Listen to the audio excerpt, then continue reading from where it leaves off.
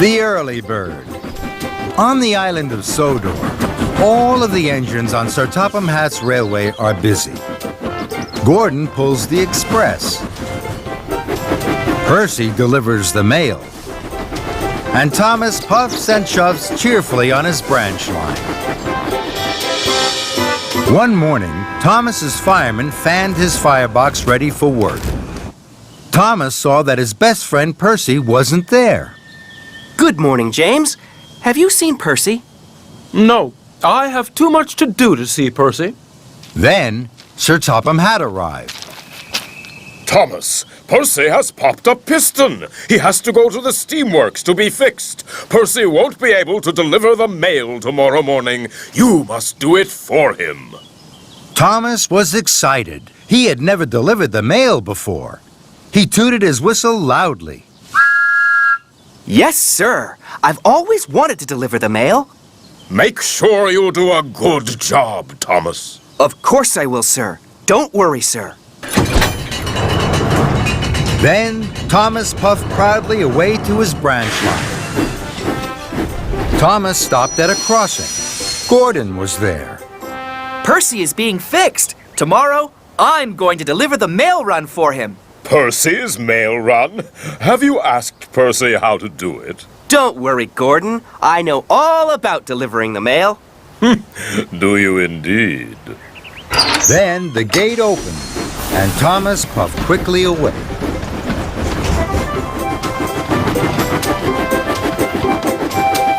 Thomas worked hard all day.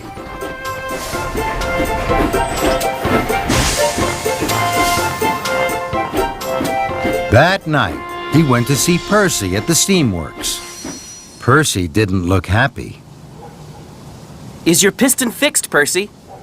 No, it's still broken. Don't worry. I'm going to do your mail run tomorrow. Thank you, Thomas. Shall I tell you what to do? I know what to do, Percy.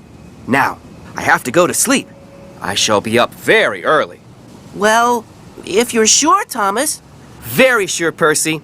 I have to go back to Tidmouth now. I need lots of sleep. Goodbye.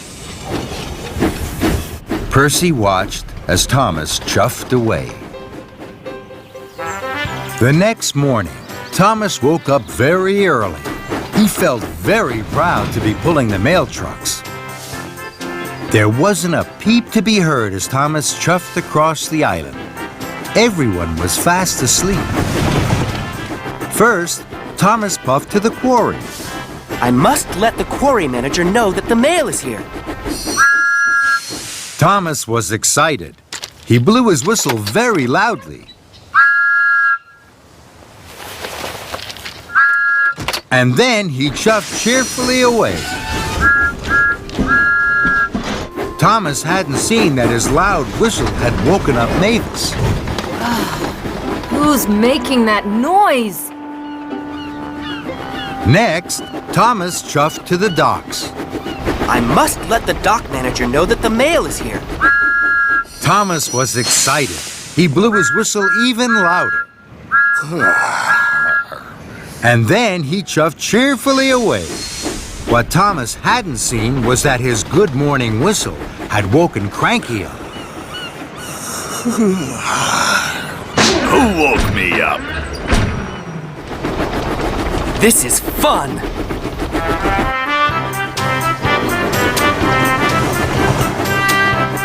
Lastly, Thomas steamed into the steamworks. I must let the steamworks manager know that the mail is here. Thomas was so excited, he blew his whistle louder than ever. And then he huffed happily away.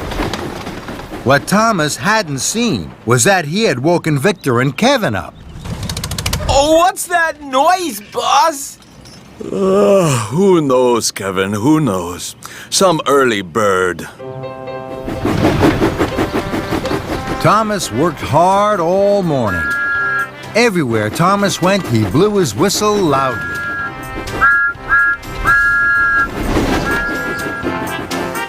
Delivering the mail is fun! Soon, Thomas had delivered all the mail.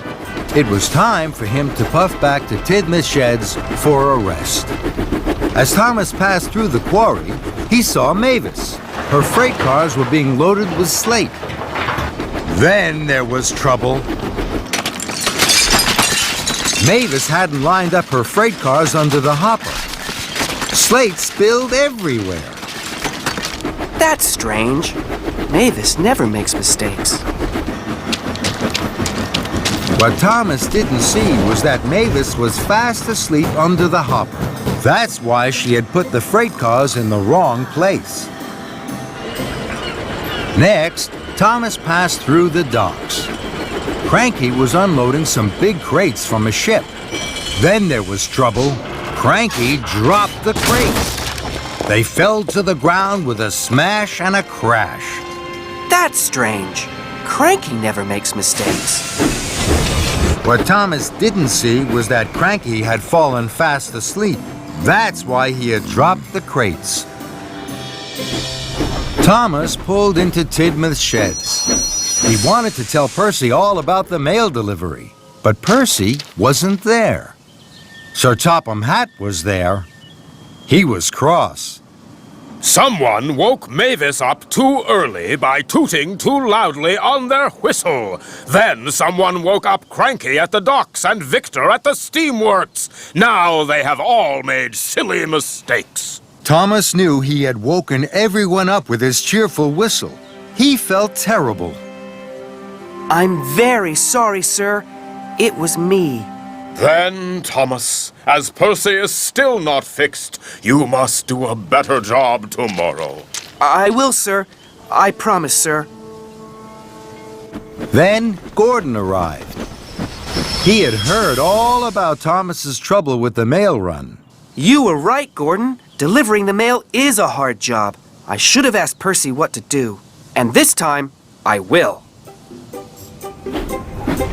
That evening, Thomas visited Percy at the steamworks. He asked him all about delivering the mail, and Percy told him all about being quiet. The next morning, Thomas set off early, pulling the mail cars. He stopped at the quarry. This time, he didn't blow his whistle. He puffed very quietly so that he didn't wake Mavis. Next, Thomas stopped at the docks. He didn't blow his whistle here either. And he didn't wake Cranky up.